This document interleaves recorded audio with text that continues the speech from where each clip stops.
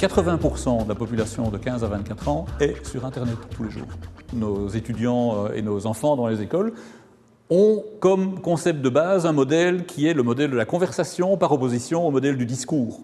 Le modèle du discours, ils ne connaissent plus. Leur fonctionnement de base, c'est de la conversation, c'est de pair à pair, c'est de personne égale à personne égale.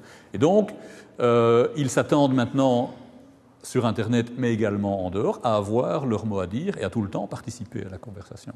Est-ce que c'est important que dans l'enseignement, on prépare nos étudiants à ça? Oui, parce que le pouvoir qu'ils vont avoir, le pouvoir qu'ils ont même déjà maintenant, devient extrêmement important. Les glissements fondamentaux qu'on a vus, on est passé du rôle de l'émetteur, du rôle du discours, vers un rôle interactif, vers un rôle de la conversation. On est passé d'une plateforme qui était une plateforme unique, et personne n'avait de problème avec une plateforme unique. On lisait un livre, on regardait une télévision, on était dans une classe, à une plateforme multiple. On a maintenant plusieurs télévisions, on ne lit plus vraiment des livres, on a plusieurs fils d'informations. Est-ce qu'on doit avoir une seule source dans une classe? Donc, face au grand problème de la connaissance, face à l'inondation d'informations auxquelles nous nous sommes soumis, l'outil de réaction, c'est le réseau social. C'est le contact que j'ai par rapport à ce problème avec mes pairs, c'est la question que je vais poser dans des forums de discussion. Et donc, le réseau social même est devenu, par sa mécanisation entre guillemets sur Internet, l'outil fondamental d'acquisition des connaissances, de formation d'opinion et de résolution de problèmes. D'où, voilà, je pense, l'importance fondamentale qu'il a pour les nouveaux métiers et pour l'enseignement et pour les enjeux auxquels l'enseignement doit s'attaquer. On a amorcé une réflexion en se disant, tiens, ce monde qui change, ça concerne les entreprises, mais ça concerne aussi les jeunes.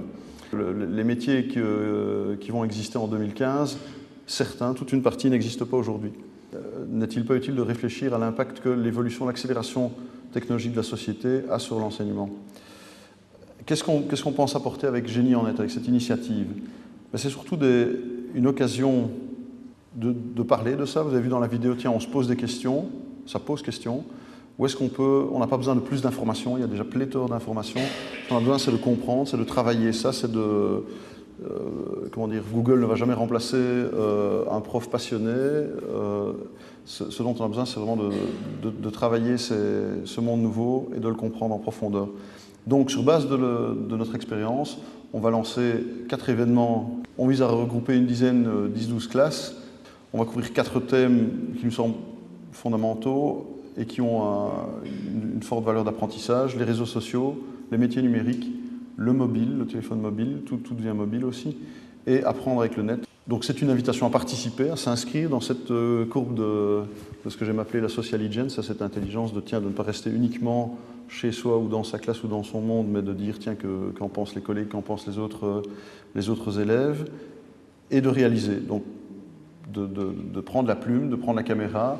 On veut susciter l'émulation, on veut dire allez-y, vous avez quelque chose à dire, c'est l'occasion et on jugera les meilleurs d'un côté avec un jury et d'un autre côté avec à l'audimat, qui arrive à avoir le plus de vues sur sa page ou sur sa vidéo.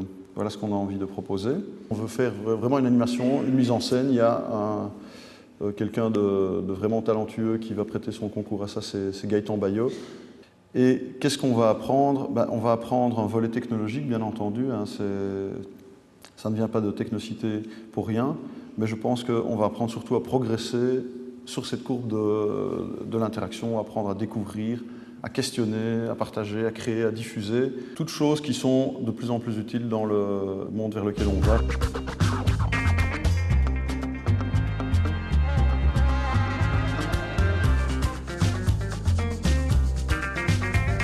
Le monde bouge, la société bouge.